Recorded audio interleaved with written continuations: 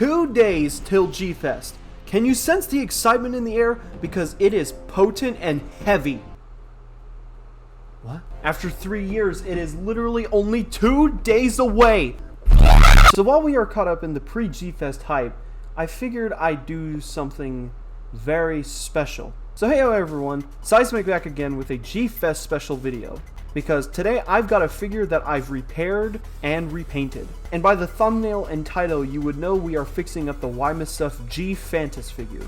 So before we go over the process, let's get into the general origin of how this custom came to be, and how it was stuck in development hell since the last G-Fest.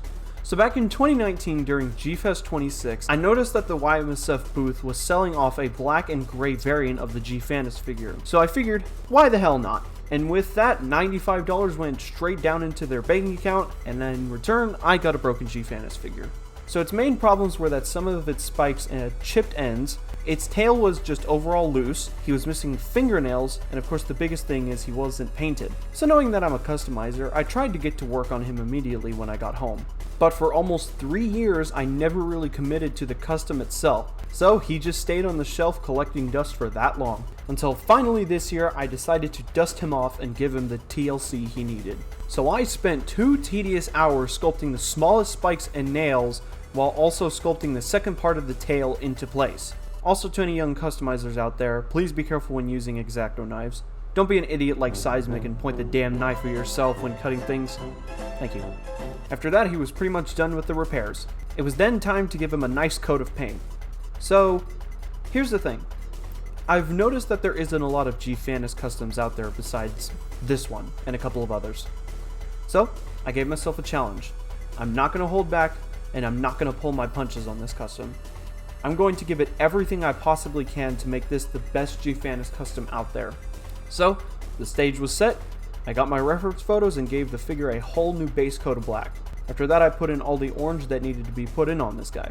Next thing I did was give that orange this nice gold dry brush just to make it pop more. After that I painted the belly with a pale tan color. Then after that I went over the spikes with some black so that way I could dry brush a bone color over them.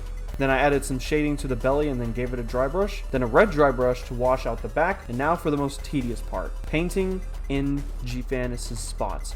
Or in scientific terms, his osteoderms.